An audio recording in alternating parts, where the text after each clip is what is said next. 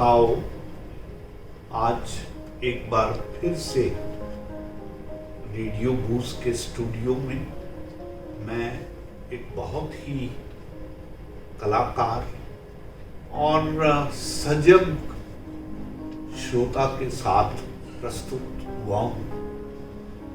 Madam कविता मालवी हमारे studio में अक्सर आती हैं और बहुत नए नए प्रयोग करती हैं।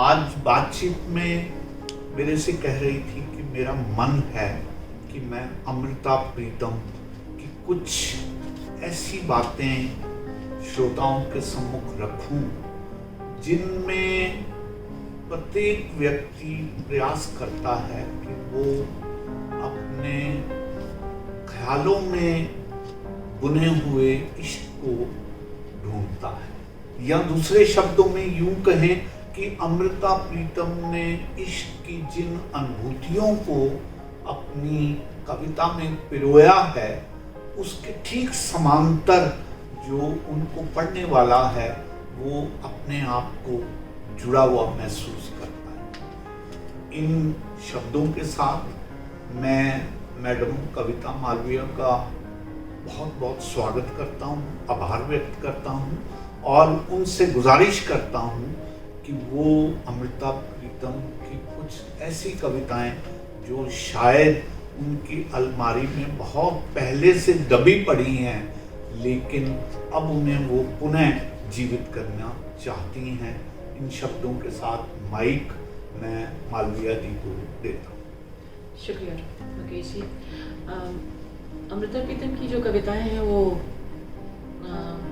मेरे ख्याल में इतनी ज़्यादा जीवित हैं कि वो हर पल हर लम्हा वो साथ में रहती हैं। लेकिन कभी कभी क्या होता है कि आप अपने रिवर्स होते हैं और पीछे जाते हैं और फिर अपनी कुछ कहानियों में उन कविताओं को ढूंढते हैं और फिर या उनकी कविताओं में कोई नई कहानी रचते हैं। तो ये प्रतिनिधि कविताएं हैं जिसका ऊपर का जल्द भी उड़ चुका है और वाकई आपने ठीक बोला कि मैंने वही कहीं दबे 3-4 उनमें से खींच के निकाली है। तो और इसमें जो भी कविताएं हैं न जाने कौन सी आएंगी क्योंकि मैं पलटती जाऊंगी और पढ़ने की इच्छा रखती हूँ, लेकिन इश्क के जिस्म की गंध जरूर आपको इसमें नजर आएगी। दोस्त तुमने खत तो लिखा था, दोस्त तुमने खत तो लिखा था पर दुनिया की माफ कर डाला, और दोस्त मोहब्बत का खत जो धरती के नाप का होता है अंबर के नाप का होता है, दुनिया वालों ने पकड़ कर एक कौम जितना कतर कर कौम के नाप का कर डाला। और फिर शहरों में चर्चा हुई कि वे तेरा खत जो मेरे नाम था, लोग कहते हैं कि मजहब के बदन पर बहुत ढीला लगता है। क्या बात। सो खत की इबारत को उन्होंने कई जगह से फाड़ दिया था। और आगे तू जानता है कि वे कैसे माथे जिनकी समझ के नाप हर अक्षर ही खुला आता, सो उन्होंने अपने माथे अक्षरों पे पटके और हर अक्षर उधेड़ डाला था। बहुत अच्छा। और मुझे जो खत नहीं मिला पर जिसकी मार्फत आया वो दुनिया दुखी है कि मैं उस खत के जवाब जैसी हूँ। आप देखें कविता जी, ये बात जग जाहिर है कि अमृता प्रीतम साहिर लुधियानवी से बहुत जनूनी इश्क करती थी और वहाँ मजहब वाली बात, वो एक सरदारनी और वो एक मुस्लिम, तो स्वाभाविक है इस तरह की कविताओं का लिखा जाना और बाहर आना। और वो जो क्लेम तो ये करती थी कि मैंने अपनी आत्मकथा रसीदी टिकट में सब कुछ लिख दिया, लेकिन कहाँ कोई सब कुछ लिख कर भी लिख पाता। और अमृता प्रीतम के केस में तो सच बात है, मुझे एक नज्म अपनी याद आती है कि जी चाहता है मेरे बिन कहे तू समझ जाए, मेरे उन ख्यालात को जो उभरते हैं तेरे मानिंद, और मैं बच जाऊं उन ख्यालात को कहने से जिनको कहने से रूह को भी डर लगता है, जी चाहता है मेरे बिन कहे तू समझ जाए उन ख्यालात। वाह अमर जी। जी इनकी एक और कविता भी मेरे हाथ लगी। जी पन्ना पन्ना है। जी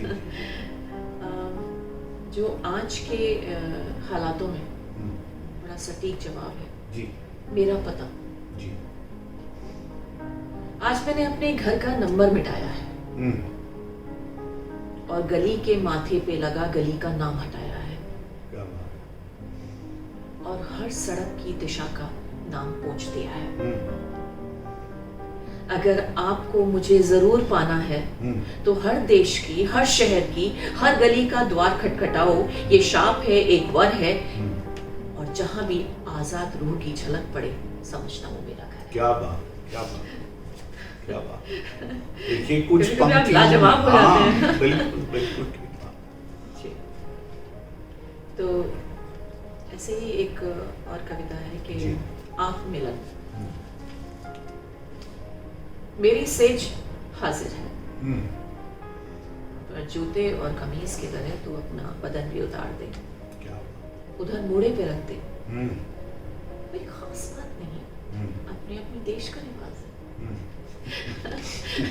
बहुत अच्छा, बहुत अच्छा। देखिए क्या बोल्डनेस और क्या जो है आत्मा से कही हुई बात है, इसको इसमें चंद शब्दों में ही उकेर के रख दिया। रूपक अलंकार बिल्कुल कहते हैं कि अपने सर्वोत्तम रूप में इनके इसमें मिलता है मेटाफर।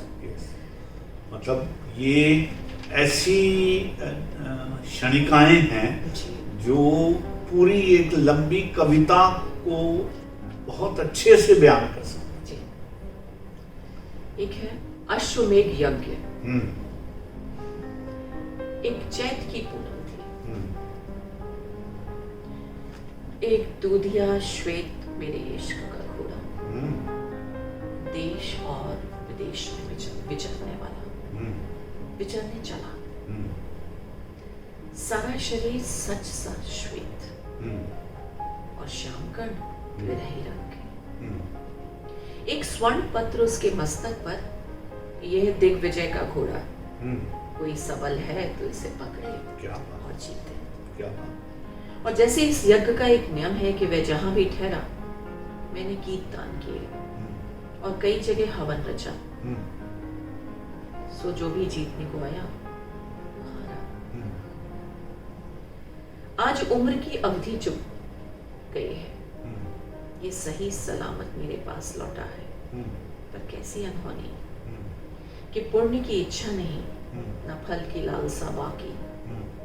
ये दूधिया श्वेत मेरे इश्क का घोड़ा मारा नहीं जाता, मारा नहीं जाता, बस यही सलामत रहे, पूरा रहे मेरे अश्व मेघ यज्ञ।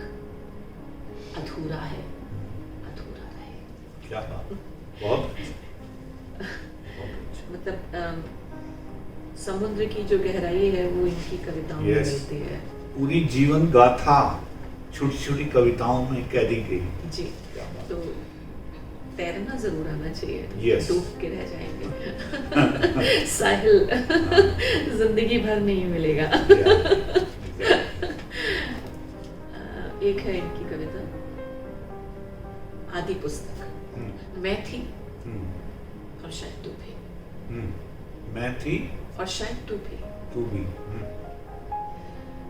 शायद एक सांस के फासले पे खड़ा, शायद एक नजर के अंधेरे पे बैठा, शायद एक एहसास के एक मोड़ पे चल रहा। पर वे पूरा ऐतिहासिक समय की बात है। ये मेरा और तेरा अस्तित्व था जो दुनिया की आदि भाषा बना।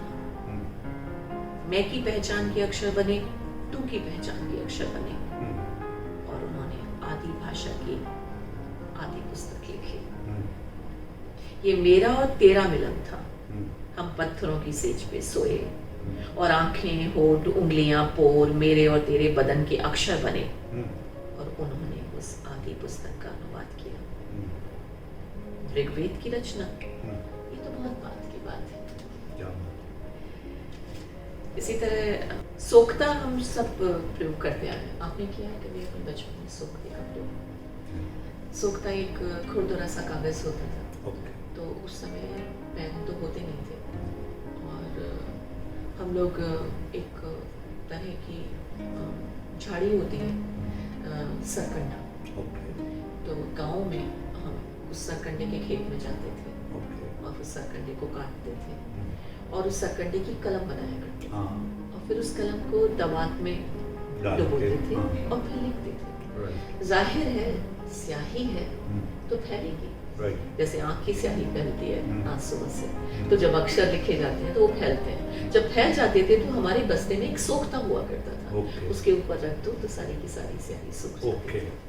तो उसी सोखते पे इन्होंने थोड़ा सा लिखा है, लंबी कविता है लेकिन मैं थोड़ा सा इसमें से जिंदगी की असली इबारत क्या थी?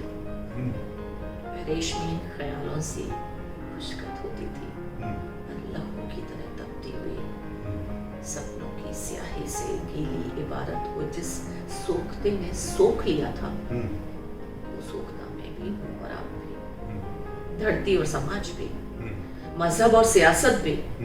सो असली इबारत के अक्षर जो अब सोखते पर उल्टे नजर आते हैं, स्याही के धब्बे से उन्हें अपनी निगाहों में उतार कर सीधा कर जितनी भी इबारत जोड़े हम जोड़ सकते हैं।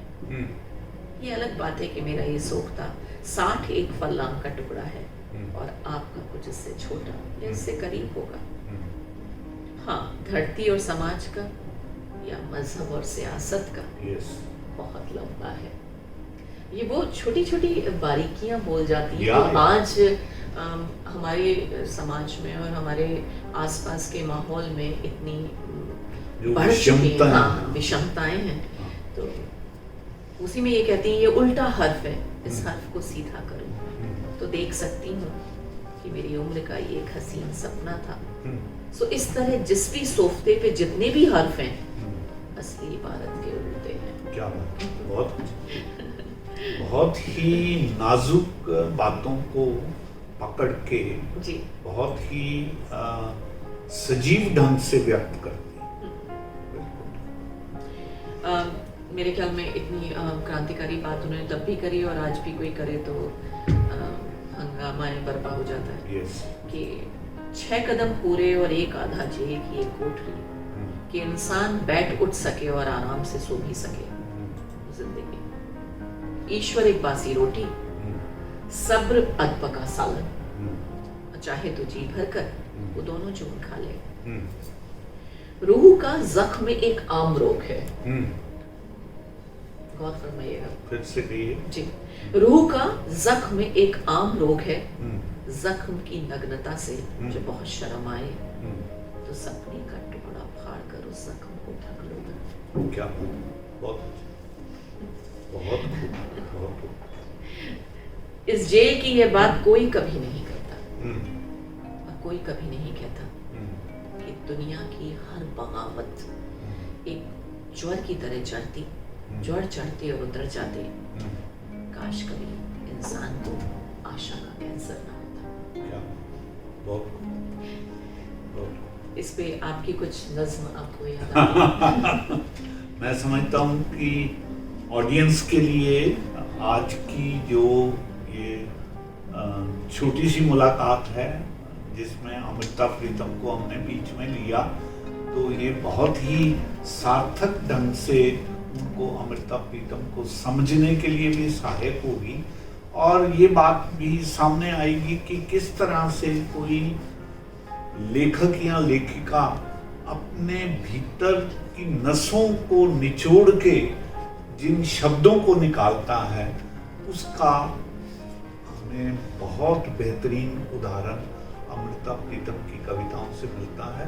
उस समय की बहुत ही प्रगतिशील कवित्री और लेखिका रही हैं, तो आज भी हर एक लड़की हमें अपना अक्स ढूंढती है। और तभी एक आखिर की 2 लाइनें जो अमृता प्रीतम के नाम से ही लिखी हैं कि एक दर्द था जो सिगरेट की तरह मैंने चुपचाप पिया है। सिर्फ कुछ नज़में हैं जो सिगरेट से मैंने रात की तरह झाड़ी। बहुत अच्छा, क्या लाइव पिक्चर अपने दर्द की देने का प्रयास किया है। बहुत खूबसूरत। और आपने इनको तलाशा और आज हमारे श्रोताओं को ये बात अवगत कराई। बहुत आभार, बहुत बहुत धन्यवाद। और हम ये आपसे तवक्को रखेंगे कि इसी तरीके की जो नाजुक चीज़ें हैं, चाहे वो अमृता प्रीतम की हों, चाहे खलील जिब्रान और मंटू की हों, और भी बहुत से ऐसे लेखक हैं, हाँ, इन पर हम बात आपसे करते रहेंगे। और बहुत अच्छे से, खूबसूरती से आप अब इस बात को कह पाती हैं। आप इसके लिए साधुवाद मैं आपको कहता हूँ। और यहाँ पे बुलाने के लिए बहुत बहुत धन्यवाद।